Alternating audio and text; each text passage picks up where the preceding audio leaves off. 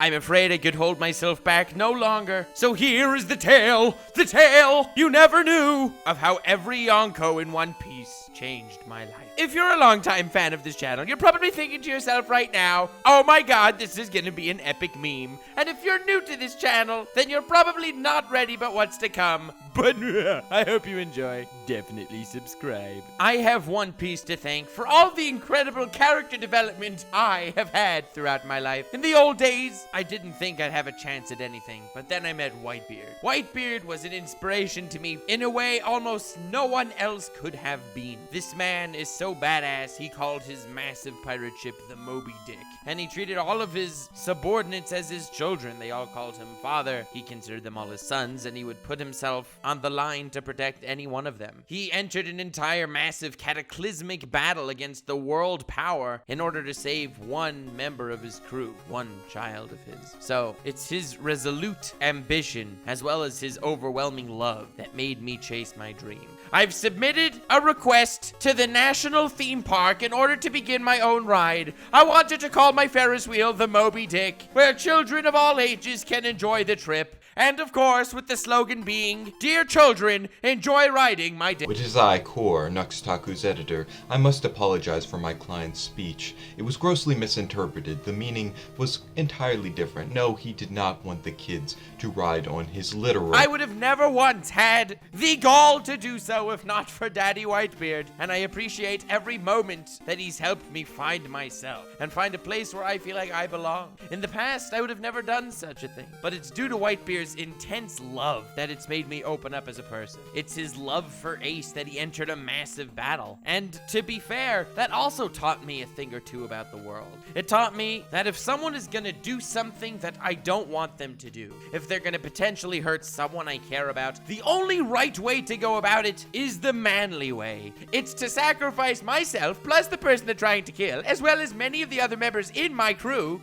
/ children, also trigger a massive war with hundreds of thousands potentially of casualties, relinquish my benevolent power to a far more darker and chaotic evil to rule the world like Blackbeard, and honestly, I think that's the way to go about it.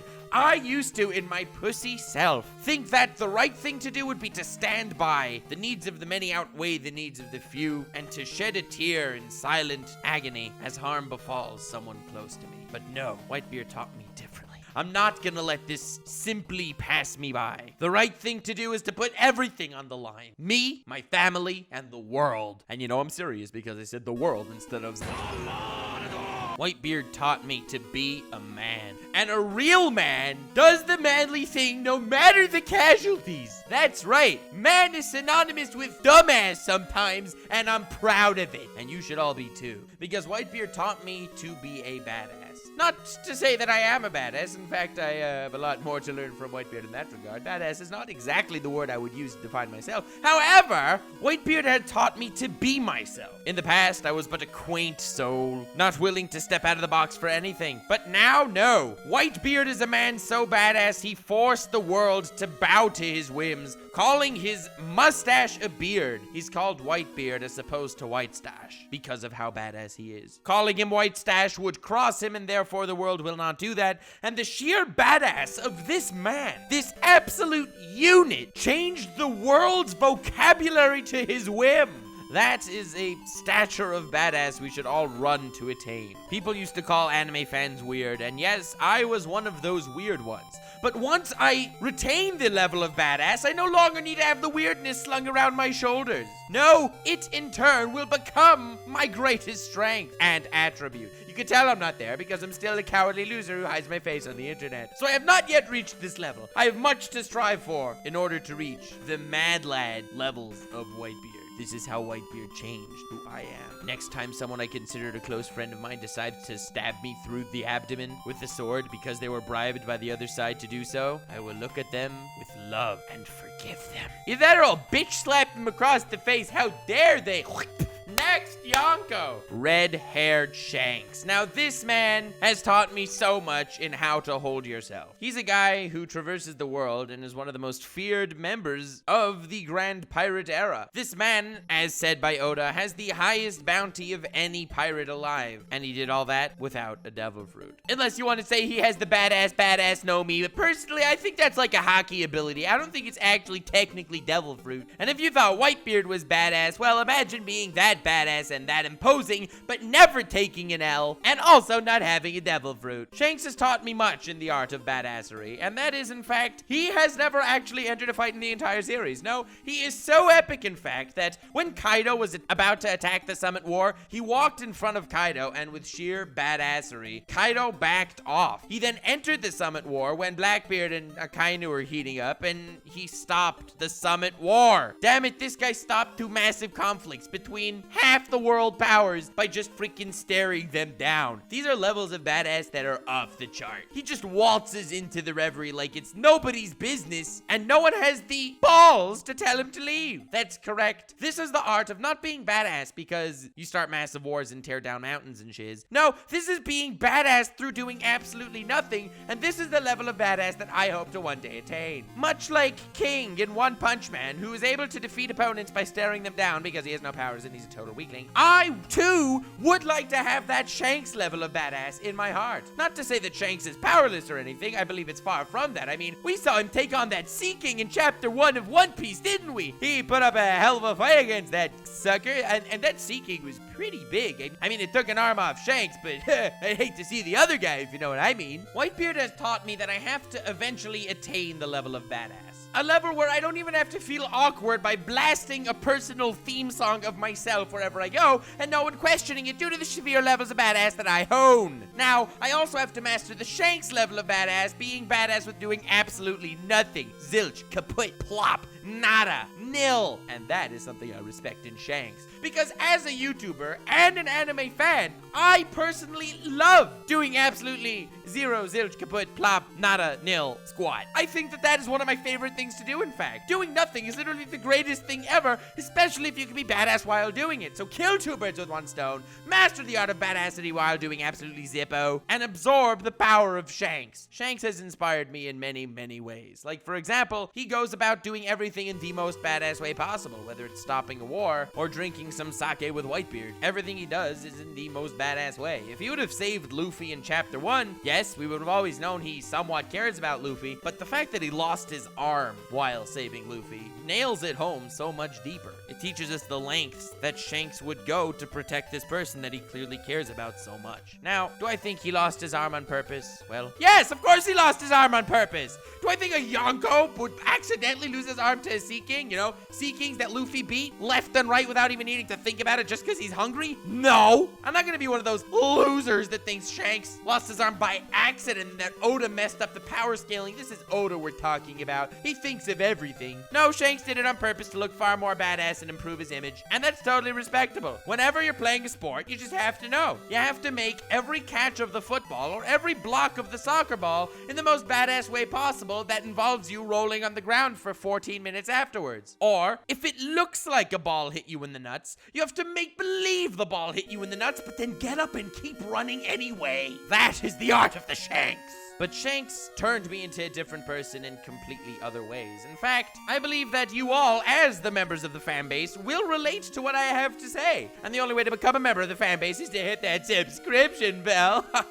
Shameless plug. Because if you look at Shanks and Shanks' group of red hair pirates, those absolute mad lads, one looks weirder than the next. I mean, one of his top guys is like Usopp's dad. And we know Usopp, okay? And whenever anyone else thinks of someone in Shanks' crew, you think of that weird-looking, smiley, chubby, short dude that probably is epic somehow. But he's a smiley, chubby, short dude, okay? That's right, Shanks. Not only do we not know what he did, but we don't know what anyone in his crew could do either. It's wrapped in mystery, increasing the level of badass dramatically. So yes, the ability to become badass while doing nothing is something that I am honing in myself and trying my hardest to attain, but also the ability to surround myself in weirdos to make myself look more badass and wonder how powerful these weirdos can possibly be is a level above any of that entirely. So, as the fan base, if I'm hoping to be the Shanks here, totally badass while doing nothing, I need you guys to be the Shanks' crew. The interesting gaggle of totally badass misfits that never do anything. Together, we will rule the seas and become the most powerful pirate fleet of all time by doing absolutely nothing but being completely badass. This is a life lesson that I hope to integrate into my everyday life, so definitely subscribe to be part of the Force. Anyway, this became more of a roll call than an inspirational video, it seems, so that's odd. But next, Yonko, Blackbeard. Now, this is a man with a black beard, not like Whitebeard, so he's clearly less badass than Whitebeard, because judging the badass scale of the characters, Blackbeard didn't have the balls to be called Blackstash. Just wasn't badass enough, I guess. And Blackbeard, despite not being exactly the most upstandingly nicest dude in the One Piece verse, has definitely inspired me in more ways than one. Like, for example, when we originally meet Blackbeard in earlier chapters, he's like normal size, Luffy size. He's a bit chubbier because he's tummier, but he's normal human size. But when we see him in future chapters, he's massive. He's become one of those giant peoples. I don't know how it happened, but he did. And the fact that I don't know how it happened, but he did, and that Oda probably has a far way deeper lore behind different pirates becoming giant peoples, like every single one of the Yonko managed to do except for Shanks and sort of Luffy, is really freaking cool. It may be a metaphor for status and worldview. How someone can be absorbed by how the world sees them, turning him and inflating his ego into something more powerful. Now, I do not completely understand or subscribe to this theory. However, I do think there is what to learn from Blackbeard in this regard. I mean, the dude literally did have this epic plan. Beat the Whitebeard dude to get the exact devil fruit he needs so Ace could chase him, so he could beat him, so he could put him in Marineford to execute, so Luffy could break into Impel Down so he can get his crew, so Whitebeard could attack Marineford, take down Whitebeard, annihilate the Whitebeard pirates, get the other very awesome devil fruit, amass his own standing in the world, place himself as one of the greatest threats in the One Piece universe, establish a name for himself, piss on literally everyone else, and then leave with absolutely no detriment to himself. Now, at this point, most people do not think of him as a nice guy. However, he has managed to get, fame, power, and literally everything the world has to offer. The mumbo jumbo the Pirate King says in the front of every episode. And it was all due to some big, grandiose, epic plan. And the beauty of the matter is, I think that if anyone really puts a hell of a lot of planning into some massive evil machination of sorts, if it does work out, they do deserve credit, and I think they should be totally let off the hook. I mean, it did take a lot of work on their part, let's not forget that, and it was one of the greatest master plans in all of anime. I mean, I can literally not think of 5 that I prefer to this one, which just opens up the comment section to wanting me to do a video on my favorite master plans in anime. But right now, that's irrelevant. What's relevant is what I've learned from Blackbeard, and that is, if I'm gonna do something evil, you gotta do it right, Lay out the plans, write out the framework to what you're planning on doing. Don't forget middle steps or whatever, because that can come bite you in the ass later. Cross the T's, dot the I's, pick the best of memes only, and by the end of it all, Blackbeard can go from, an average human size to someone dummy thick. Someone so dummy thick, in fact, he's alerted the entire world government and the pirates of his existence due to the sheer sonic booms of the clap of his ass cheeks. So what I'm saying is, A, when you're creating a massive evil master plan, if you don't do it the right way with enough steps that makes it look freaking badass, well then, you do not deserve to be let off the hook for all that stuff. So, do the evil plan right, fam. And secondly, you gotta be dummy thick. You gotta be able to alert the world government and pirates alike by the sheer sonic booms of the claps of your ass cheeks. Being dummy thick is a meme that I don't think ever died, because I don't think it ever was properly used. Any situation the dummy thick meme is used is beautiful by its own right, and therefore, since it has never reached its peak of brilliance, it's never actually been destroyed. So be like Blackbeard, be dummy thick, and never be destroyed. Now, these are things that I would like to learn from Blackbeard. If I ever do come up with this massive evil master plan, I would like it to be beautiful by its own right, and therefore completely absolvable, because that logic makes a lot of sense. And I also have not yet reached the status of dummy thick to that level, because as we know, any middle stage between fit and dummy thick is an absolute disaster. It either needs to be fit or dummy thick, and you need to quell in the brilliance of the dummy thickness in order to fully appreciate its extravagance. Now, that is another video for another entirety, the philosophy and brilliance behind being dummy thick. However, one thing Blackbeard has done that I have taken to heart so dearly is he's created a crew and a hierarchy, as well as become a power due to trusting people. These people that were in jail for doing heinous acts and all forms of terribly disgusting things, he put his heart and soul into trusting them. He took them out of where they stood and he made them people. He showed them the world. And you know I'm serious because I said the world instead of the world. No matter how terrible the person is, you have to treat them like family and they will become like family. This is what Blackbeard has taught me, and this is how Blackbeard has changed who I am. I personally think this is a lovely video because it gives me the ultimate chance to relate to the fan base. Now, I don't think any of you are bad people per se, because generally, bad people are attracted to bad people, and I don't think I'm a bad person. Blackbeard is, so you don't have to learn the bad of Blackbeard, just learn the beauty. I'm a meme. And I think if you guys sought me out, then, well, memes attract more memes, and you're meme-ish as well. Which is a nice way of saying really freaking weird. But hey, who's asking for specific? This is the bond between us that makes us strong. So I will see the beauty in you despite your insanity. Fight forward, man. Light the path of memes and let it guide you. Insanity is only an issue if it prevents you from merging with normal society. If insanity can be kept at bay in a normal setting and can only be used to your advantage, it is your greatest power. I mean, I'm literally one to talk. So forge forward, man. Or woman. Let your memes guide you and never be afraid to seek out another friend. Next, Yonko. Big Mom. Crap, I already used up my dummy thick line on the last one. I can't use it here. Is what you were thinking. No, Big Mom has a very special place in my heart because she is a woman in a shonen anime that actually does shiz. I mean, she's actually important. And no, I'm not going to say that she's only there for diversity reasons and that's why she's a member of the Yonko. No, that's ridiculous. That totally wouldn't happen. It's not like there's exactly one woman warlord for literally that exact same reason. Oh, yeah. I respect Big Mom because even though Oda can literally draw one woman and that is the exact same art for every female character in One Piece, Big Mom somehow looks different and I think it's her beautiful eyes. Big Mom taught me to respect women. To respect women. To have respect for non-males. What? We're gonna be taking this from another angle. Big Mom likes food. Nux likes food. I can relate to this woman, and in fact, she does something past where I would normally go, and she has inspired me to change. When Big Mom is hungry and she wants an individual food, no, even though people around her would tell her, no, instead of eating this massive tub of ice cream, have an apple. She will go on a rampage and literally wipe out an island. So henceforth, there shall be no more apples reaching the table of Nux.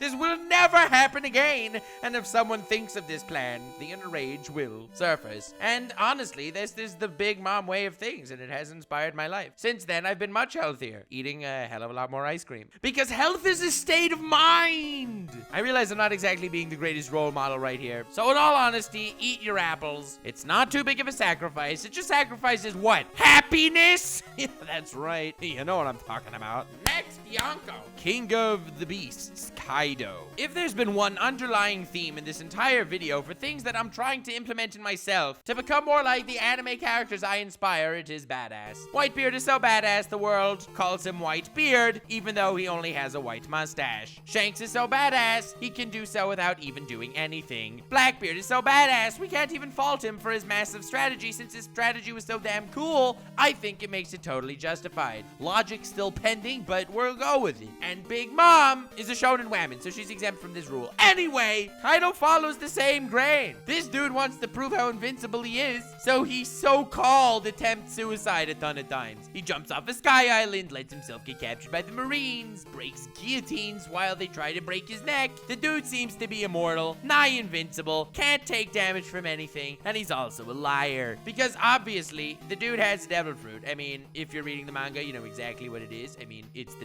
talk of the town. But one thing about devil fruits, they die in water. The dude can literally jump into a 5-centimeter bowl of soup and he's kaput. But no, he's gonna jump off a Sky Island to attempt suicide. Freaking liar. And that's because despite the fact that Kaido is incredibly badass, incredibly hard to kill, and incredibly dead set on this act that he keeps doing, constantly attempting to off himself and always fail because of his extreme badassery, he does not simply drown himself because Kaido is an advocate for mental health. That's right, you are not alone. Anyone that has mental health issues should definitely seek help from those around him, and Kaido's merely flexing on the haters. Kaido knows that no matter how deep and sad he feels inside, by continuously attempting suicide to never actually dying, people will realize, holy crap, this guy is totally badass, and prostrate themselves before him, thereby demeaning themselves to a level lower than him, but making himself and his own self-confidence even higher through their dismay due to his sheer badassery. Not exactly the single most recommended way to improve your self-esteem,